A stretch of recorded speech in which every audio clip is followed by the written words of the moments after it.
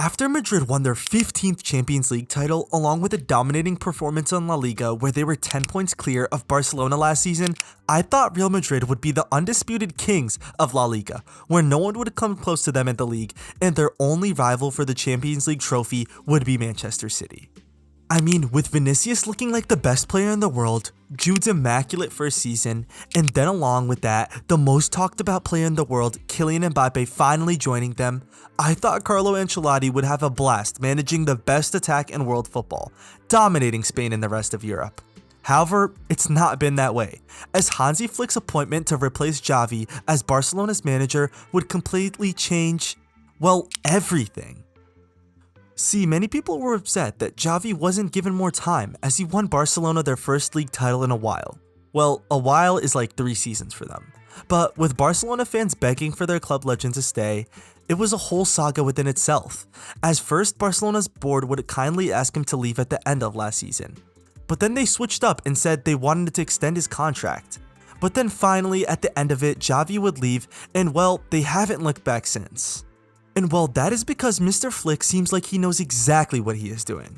Honestly, I was holding off on making this video because they weren't really tested yet, and especially after that Monaco loss, I was thinking that maybe Flick needed more time, but that wasn't the case.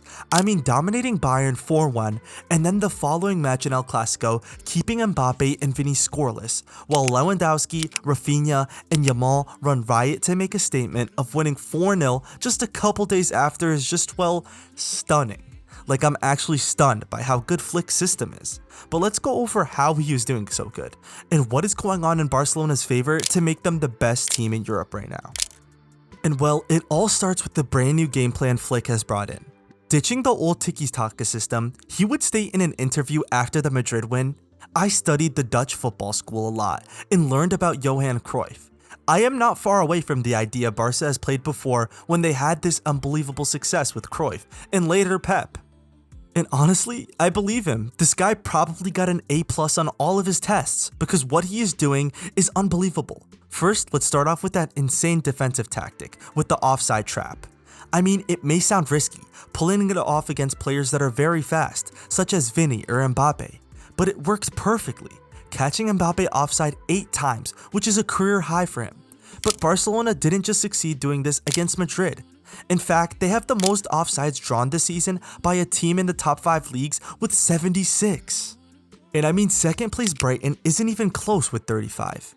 It probably works due to the speed which his defenders possess. Like Balde and Koundé are genuinely some of the fastest players you could have in a defense. But anyways, it's not just Barcelona's defense, as his attack is genuinely the scariest in Europe. As he revitalized Lewandowski, who many people were calling finished at the top level of football due to his streaky and inconsistent past season. But he's looking like his Ballon d'Or level self again. With 14 games played, he has scored 17 goals and notched 2 assists. He's only 9 goals away from already scoring as much as he did last season. And it's October. The 36-year-old Polish international is looking much happier under Flick. And let's not forget the work Rafinha has been putting in either, because his pace and ability to play on both flanks has made him super important to this Barcelona side. And he's been given a more leader-like role, which he has suited perfectly. Barcelona is a team full of youngsters, and he's been leading them, and he seems like a very hard worker. But can we talk about Yamal? I mean, the kid is the real deal. There's no doubt about it. I mean, hitting the Calma and then doing Vini's dance after scoring in the Bernabeu at 17 years old is diabolical. This guy is gonna haunt Madrid for years to come. And Lamine Yamal has just beaten Arda Güler to win the Copa trophy, so it just feels like Madrid are in shambles and it will be Barcelona's season to shine. I can even see them winning the Champions League as well.